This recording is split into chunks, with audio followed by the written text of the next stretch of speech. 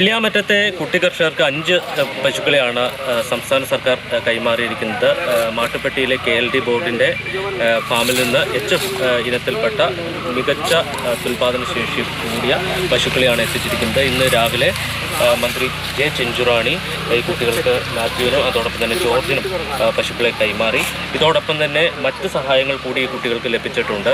ഒരു മാസത്തേക്കുള്ള കേരള ഫീഡ്സിൻ്റെ തീറ്റ, അതോടൊപ്പം തന്നെ പുല്ല് നട്ടുപിടിപ്പിക്കുന്നതിനുള്ള സംവിധാനം. ഈ 5 പശുക്കൾക്കും ഇൻഷുറൻസ് പരിരക്ഷയുണ്ട്. അതുകൊണ്ട് തന്നെ ഇനി ഏതെങ്കിലും രീതിയിൽ മറ്റെന്തെങ്കിലും അനിഷ്ട സംഭവം ഉണ്ടായാൽ പോലും അവർക്ക് നഷ്ടമുണ്ടാകാതിരിക്കാനുള്ള ക്രമീകരണങ്ങൾ കൂടി ഒരുക്കിയാണ് ഇപ്പോൾ മന്ത്രി ഈ പശുക്കളെ കൈമാറിയിരിക്കുന്നത്. പശുക്കളെ തന്ന് സഹായിച്ച KLD ബോർഡിനും കാലിത്തീറ്റ തന്ന് സഹായിച്ച കേരള ഫീഡ്സ് കമ്പനിക്കും ബഹുമാനപ്പെട്ട മന്ത്രിക്കും മിൽമയുടെ സഹായം തന്ന് സഹായിച്ച ചെയർമാനും എല്ലാവർക്കും, പിന്നെ ഇതുമായിട്ട് ബന്ധപ്പെട്ട മൃഗസംരക്ഷണ വകുപ്പിലെ എല്ലാ ഉദ്യോഗസ്ഥർക്കും എന്റെയും എന്റെ കുഞ്ഞുങ്ങളുടെയും പേരിൽ ഹൃദയം നിറഞ്ഞ നന്ദി ഞാൻ അറിയിച്ചു കൊള്ളുന്നു. കുട്ടികളെ സംബന്ധിച്ച് ആശ്വാസം നൽകുന്ന ഒരു കാര്യമാണ് ഉണ്ടായിരിക്കുന്നത്. ഡിസംബർ 31 13 പശുക്കൾ കൂട്ടത്തോടെ മാത്യുവിൻ്റെയും അതോടൊപ്പം തന്നെ ജോർജിൻ്റെയും ഫാമിൽ ചത്തത്. അതിനുശേഷം വലിയ ദുഃഖത്തിലായിരുന്നു കുട്ടികൾ.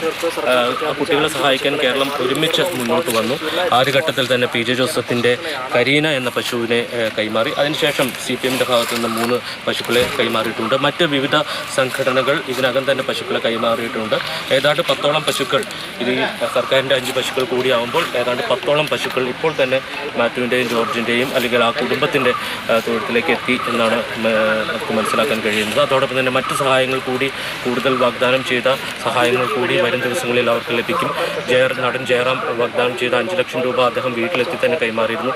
അതോടൊപ്പം തന്നെ ലുലു ഗ്രൂപ്പിൻ്റെ ഭാഗത്തു നിന്നും 10 പശുക്കളെ വാങ്ങുന്നതിനുള്ള പണം കൈമാറിയിരുന്നു. ഇങ്ങനെ ആ കുടുംബത്തിനുണ്ടായ നഷ്ടം പൂർണ്ണമായും നികത്തുന്നതിനുള്ള സഹായം ഇതിനകം തന്നെ ആ കുട്ടികൾക്ക് ലഭിച്ചിട്ടുണ്ട് എന്ന് തന്നെയാണ്.